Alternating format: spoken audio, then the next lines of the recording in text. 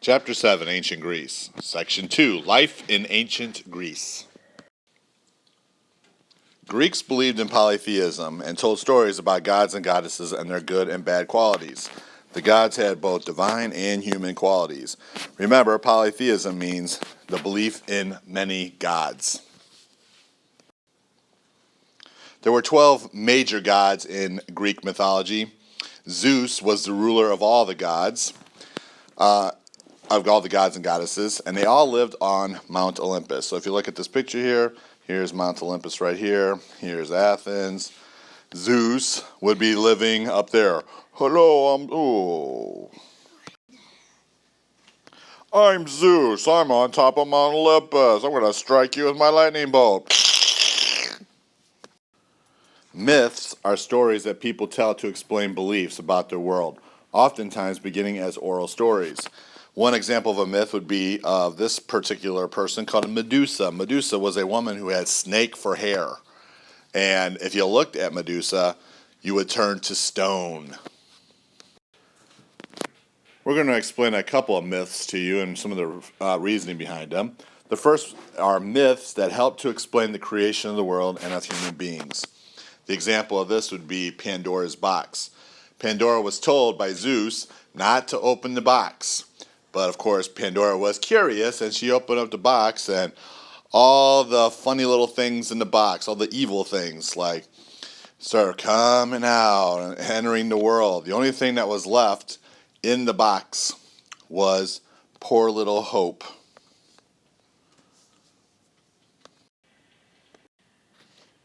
Myths can describe the gods and goddesses and how they related to one another and to humans. An example of this would be the story of Prometheus and the fire. Prometheus stole fire from the gods and gave it to humans. Zeus was so angry about this that he punished Prometheus for this by chaining him to a rock. Every day an eagle came and ate his liver out. But the liver grew back every night. Myths also portrayed Greek heroes and heroines. The example of this was Atalanta, who was raised by bears. Atalanta was raised by a mother bear and then by caring hunters, and as a result became a skilled hunter and runner. The Greeks created statues, temples, and festivals to honor the gods. The most important festivals honored the 12 major gods and goddesses, which included athletic competitions and poetry recitals. So, for example, by looking at this picture here, this is the Parthenon, which is on top of the Acropolis. This was a temple that was built for the goddess Athena. Here's another important statue that was built that would honor athletic competitions, which in turn were put on to honor the gods and goddesses. The Olympics were held every 4 years to honor Zeus. Yes, the Olympics, they were ancient games that were played to honor Zeus, the god. Only men competed in the competitions back in the ancient days. The Olympics date back all the way to 776 BC. Some of the events you might have seen in the ancient Olympic Games would have been foot races, as you see in the picture here, wrestling, the long jump, the javelin and discus throws. Those are some examples of the athletic competitions. There were also festivals for girls that honored the queen, Hera. They were held at the same time as the Olympics for unmarried girls to compete in foot races. The Greeks were kind of the forerunners of some great literature. Long poems called epics told stories of the Greek heroes. The most famous poet was a guy named Homer. This is Homer right here. Not this guy. No. Homer's two most famous epics were called the Iliad and the Odyssey. Here's the Iliad right here, and here's the Odyssey. Both of these books were set during the Trojan War. So in the book The Iliad, it talks about this war called the Trojan War. It started with the most beautiful woman in the world, Her name was Helen. She was married to the Greek king, and a guy from Troy, his name is Paris, was madly in love with Helen and proceeded to take Helen back to Troy with him. Now, of course, the Greek king, Agamemnon, is going to think that Paris kidnapped her, when in reality, Paris and the lovely Helen fell in love with each other and moved to Troy. Anyway, Agamemnon and his troops are going to sail over to Troy, and thus begins the Trojan War. And this war will last for 9 years.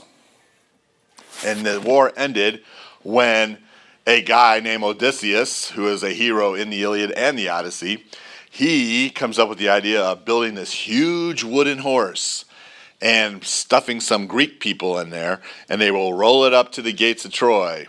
And hopefully the Trojans would bring it into the gate, and then they could jump out and kill everyone. Well, they make the horse, they push it up to the gates, and what do you know? The Trojans are all like, "Ooh, pretty horse." And they wheel it into the city. And at the middle of the night, Odysseus and a hero named Achilles jump out of the wooden horse and proceeded to kill most of the people inside Troy, and that ended the Trojan War. Helen and Paris did manage to get out, by the way. Heroes like Achilles were found in the Iliad. Achilles was a Greek warrior who seemed unbeatable in battle, his only weak spot being the heel of his foot. Now, the reason why the heel of his foot was a weak spot is because his mother, who was a mortal, meaning a human, dipped Achilles, who you see in this picture here, into the holy waters. And the only place that was not dipped in the water was where his mother was holding on to him by the heel of his foot. But she dipped his whole body into the holy waters and pulled him out. And he was unbeatable in those areas except for his heel. Now, when the Greeks jumped out of the wooden horse inside Troy and proceeded to go around and kill everyone, Achilles was shot by Paris in the heel with an arrow, and our hero, Achilles, dies. This is Achilles right here with the arrow in his foot, and this guy is Odysseus, who we talked about a minute ago. The Odyssey describes the adventures of Odysseus, who encountered many dangers on his way home from the Trojan War. He goes to move to Italy, and that's the second book of Homer, the Odyssey. Another form of writing that became popular in Greece is called a fable.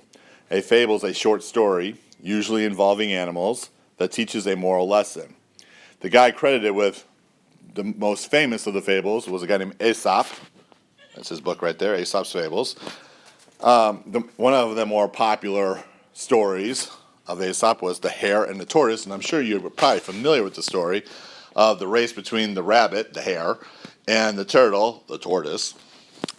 And thinking the rabbit's going to win, he keeps running, but then he takes little breaks and takes little naps, and the turtle just keeps moving along really slowly.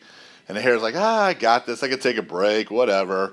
And eventually the tortoise pulls out the victory because he did not stop. He kept going. He kept doing his job. He didn't stop like the rabbit did.